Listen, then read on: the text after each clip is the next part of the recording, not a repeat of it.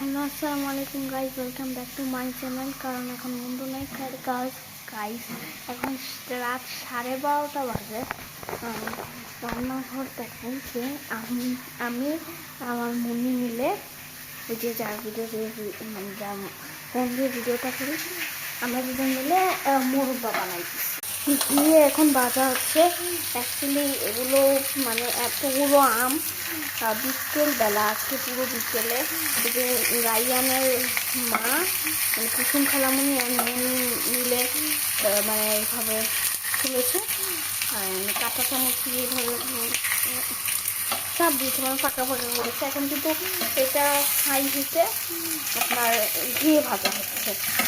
And guys দেখেন, এই যে আমগুলোকে মানে কি যে হলুদ আর লবণ নাকি কি দিয়ে জানি ভিজে রেখেছিল। দেন আমরা আমটা এভাবে চাপ দিয়ে পানি বের করেছে এতগুলো, মানে পানি কি টক পানি বা রস চাই বলেন, এতগুলো নর্মালি চাপ দিলে কিন্তু বের হয় না। জাস্ট হলুদ আর লবণ লবণ আর ভিনেগার দিয়ে ভিজিয়ে রাখার কারণে এরকম মানে হয়েছে। যেগুলো কিন্তু ঘি ভাজা হয়ে গিয়েছে। এখন মনে হচ্ছে কি আবার দেখলেন না, এখানে কয়েকটা ছিল বাকি, ওগুলো দিয়ে দিয়েছে হাই হিটে। স্পেশাল আর কি, মানে একদম গ্রাম থেকে একদম খাঁটি একটা ঘি থাকে না, ওইটা আর কি। এটা কিন্তু পুরো অর্গ্যানিক ঘি, এন্ড এটা বাসায় বানানো হয়েছে। এটা কিন্তু দেখলে অনেক খাঁটি মনে হচ্ছে, অ্যাকচুয়ালি কিন্তু এটা অনেক খাঁটি। ঘিটা দিয়ে পরোটা ভাজলে খুব মজা লাগে। Smells good.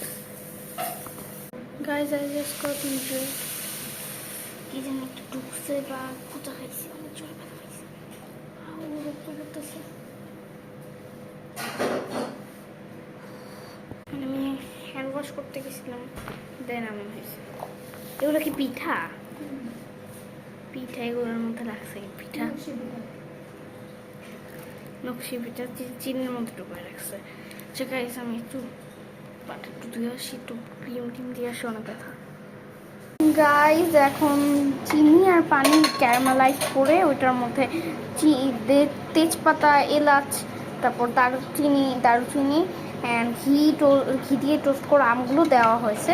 এটা শিকা আর কি, শিকার মধ্যে আমগুলো দেওয়া হয়েছে অ্যান্ড হাই হিট করে দিতে হবে।